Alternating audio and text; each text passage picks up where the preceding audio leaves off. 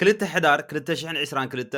ውዕል ፕሪቶሪያ ተፈሪሙ ኣብ ኢትዮጵያ ኣብ ትግራይ ዝካየድ ዝነበረ ኩናት ደው ከም ዝበለ እንዝክሮ ኢና peaceful resolution,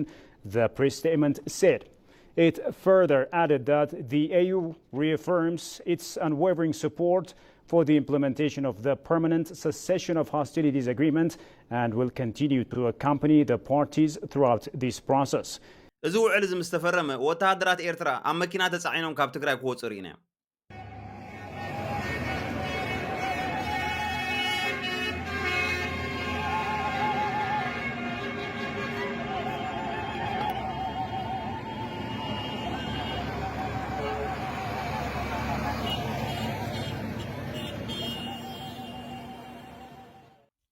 ድሕሪ ውዕል ፕሪቶሪያ ኣብ ኤርትራ እንታይ ዝግበር ዘሎ ዝብል ሕቶ እቲ ብዝለዓለ ንሪኦ ዘለና ፖለቲካ ዘይኮነስ ፈኸራይ ወይ ከዓ ፕሮፓጋንዳይ እዚ ዝግበር ዘሎ ከዓ ብሓደ ኣወል ስዒድ ዝተባሃለ ሰብ ሓንሳብ ሓኪም ኮይኑ ይመጻና ሓንሳብ መራሒ ሃይማኖት ኮይኑ ይመጻና ሓንሳብ ከዓ ሓደ ጨካን ወተሃደር ኮይኑ ይመጻና እዚ ግን ነቲ መንደላይ ተባሂሉ ኣብቲ ኩናት ዝኣተወ እንታይ ረብሓ ይምጽሉ ኢልካ ግን መልሲ ክትረኽበሉ ኣይከኣልን ኣብቲ ኩናት ዝተሳተፈ ድሕሪ ምምላሱ ኸ ኣበየናይ ኩነታት ኣሎ ዝብል ሕቶ እውን መልሲ ኣይርከበሉን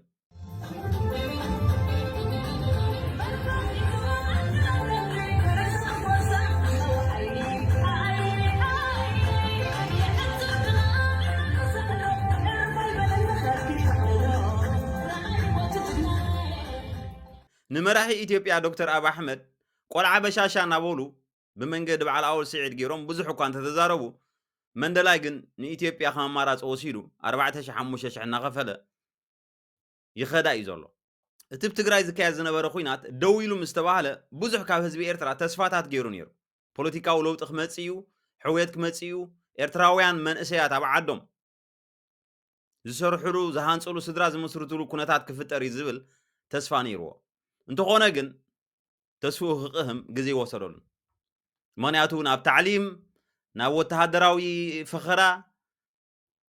ናብቲ ናይ ቀደም ዝፈልጦ እዩ ተመሊሱ ስርዓተ ግደፍ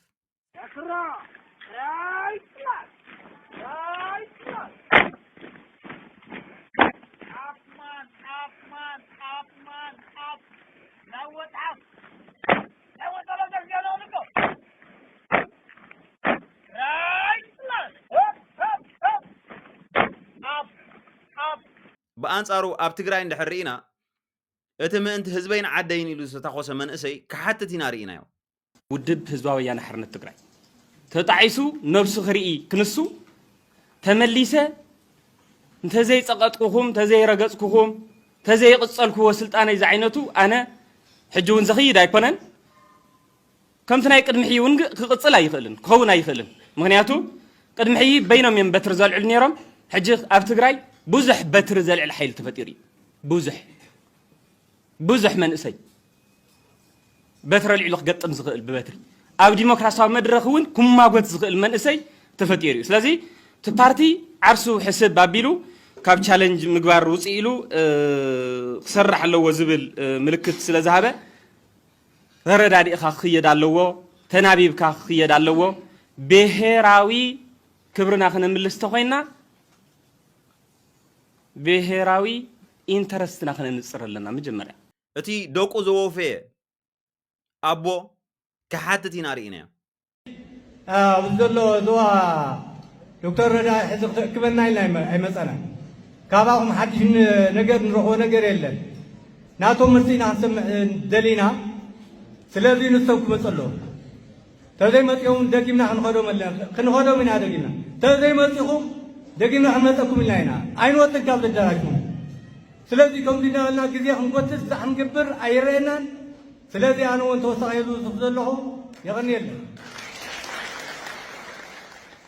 ስለዚ ህዝቢ ኤርትራ ብመንገዲ ደቁ ቢሉ ኣብቲ ኩናት ምስታፉሲ እንታይ እዩ ረቢሑ ንዝብል ሕቶ ክሳብ ሕጂ መልሲ ተሳኢንዎ ኣሎ ሕጂ ኸሞ ብጣዕሚ ዘገርም ስርዓተ ግደፍ ሕሉፍ ሓሊፍዎ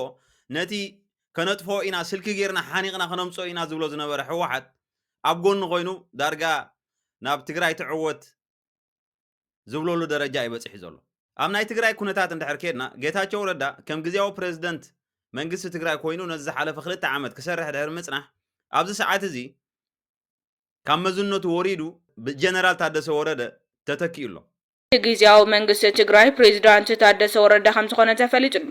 ሎሚ ንጎ ርክክብ ፕሬዝዳንትነት ኣብ አዲስ አበባ ጠቅላይ ሚኒስተር ቢሮ ተሳሊጡ ከም ዘሎን ሓለፍትን ሰብ ሃብትን ዕድመ ዝተገበረሎም እውን ከም ዝረኸቡ ፍልፍላትና ዝሓበሩ ኮይኖም ድሕሪ ዕላዊ ምስጋና ስንብት ኣይተ ጌታቸው ረዳ ስዒቡ ጀነራል ታደሰ ወረደ ስልጣኑ ተረኪቡሎም ንኽልተ ዓመታት ምክትል ጊዜያዊ ምምሕዳር ትግራይን ሓላፊ ካቢኔ ሴክሬታሪያት ሰላምን ጸጥታን ኮይኑ እናሰርሐ ጸንሐ ሌተናንት ጀነራል ታደሰ ወረደ በቀዳማይ ሚኒስተር ኢትዮጵያ ዶክተር አብይ አህመድ ሎሚ 30 መጋቢት 2017 ዓም ተምረት ጀሚሩ ፕሬዝዳንት ጊዜያዊ ምምሕዳር ትግራይ ኮይኑ ተሸይሙሎም ሌተናንት ጀነራል ታደሰ ወረደ ቀደመ ክብል ውድብ ሕወሓት ፕሬዝዳንትን ክኸውን ከም ዝተሓረየን ወገን መንግስቲ ፌደራል ውድብ ሕወሓትን ግን ኣብ ሹመት ሌተናንት ጀነራል ታደሰ ወረደ ኣብ ምርዳእ በፂሖም ምንባሮም እውን ውድብ ሕወሓት ከም ዝተገለጸውን ይፍለጥ እዩ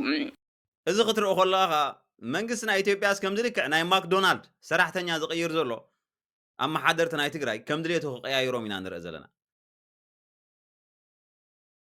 እዚ ኸይዲ ዝኸ ንህዝብ ትግራይሲ ናበይ ከም ረሑን ዝብል ሕቶ ተጋሩ ባዕሎም ይዛረብሉ ስለ ዘለው ዘዋጾም ክገብሩ እዮም እንተ ትናትና ግን ሓደ ዘይተመለሰ ነገር ይኾን ዘሎ ኩላብቲ ዝሓለፈ 2 ዓመት ዋጋ ዝኸፈለት ኣፋት ዓቢሳ ሓደ ከም ነቐዝ ሙሉቕ ኢሉ ዝወፀ ኣወል ስዒዝ ዝተባህለ ጥራሒና ክፍክር ንሪኦ ዘለና ኣብ ኤርትራ ለውጥታት ይመጽእ ኣሎ ዝብል ፕሮፓጋንዳታት እውን ክነፍሑ ንሪኦም ኣለና ናይ ኤሌክትሪክ ሽግራት ክፍታሕ ይኽብሉ ንሪኦም ኣለና እቲ ዝዓበየ ጸገም ናይ ኤርትራው ግን ናይ ኤሌክትሪክ ወይ ናይ ማይ ወይ ናይ ገለ ዘይኮነ ናይ ምሕደራይ ፖለቲካዊ ምሕደራ ናይ ኤርትራ እንተ ዘይተቐይሩ መንእሰይ ኣብ ሃገሩ ከም ድልየቱ ቀሲኑ ክንቀሳቀሰሉን ክነብረሉን ዝኽእል ሃገራዊ ኣገልግሎት ገደብ ክግበረሉ ዝኽእል ፖለቲካዊ ለውጢ ምሕደራዊ ለውጢ እንተ ዘይተፈጢሩ ኤሌክትሪክ አምጽ ማይቀርብ የኤርትራዊ ኣብ ኤርትራ ደው ከብሎ አይክልን ክንደይ በትርን ገለን ተራማዳ ኢትዮጵያዊ ሰልጦ ሶማላዊ ሰልጦ ሱዳናዊ ሰልጦ በዘይ ዘረባ ይሰልጥሎም ንዓም ለኤርትራው ካ ከመይገረም ከም ከጨልዎ ከም ተፈቀደ ገረም ናይ ስር ምስ ማይ ሳምዑን እሞ ድሌቶም ክረኽቦ አይ ንግበሮም ተባሂሉ ናይ ዝገብሮ ስለዚ ኣብ ትግራይ ካልእ ሲትረፍ መራሕቲ ክቀየሩ ንርኢ ኣለና ሓለፍቲ ኣፎም ኮፊቶም ከዛረቡ ንርኢ ኣለና ህዝቡን ርእይቱ ክህብ ብነጻ ንዕዘብ ኣለና እንተ ናይ ሃገርና ጉዳይ ግን ብምስጢር ኢና ንሃልቕ ዘለና ኣብ ጎኒ ስርዓት ክደፍ ኮንካ መስዋዕት ምኽፋል ዋጋ ምኽፋልካ ትርጉም ኣልቦ ምዃኑ ተረዲኡ እቲ ኣነ ደጋፈ ህግደፍ ዝብል ተቃዋሚ ዝብል ኩሉ ከመይ ገይሩ ስድራ ቤቱ ካብታ ሃገር ከመይ ገይሩ ይሕዋቱ ካብታ ሃገር የህድም ጥራሕ ይሰርሕ ዘሎ እዚ ኸኣ ትህሉ ኩነታት ናይ ሃገርና هلو كنتات ناقا بفخرة ناي أول سعيد ببروباغندا ناي أول سعيد كغير زخيل يكون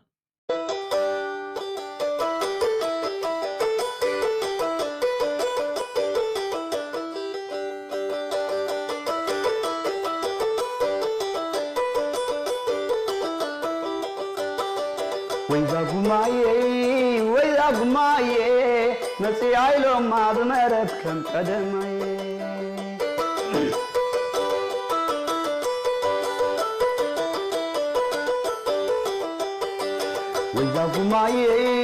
ويا قماي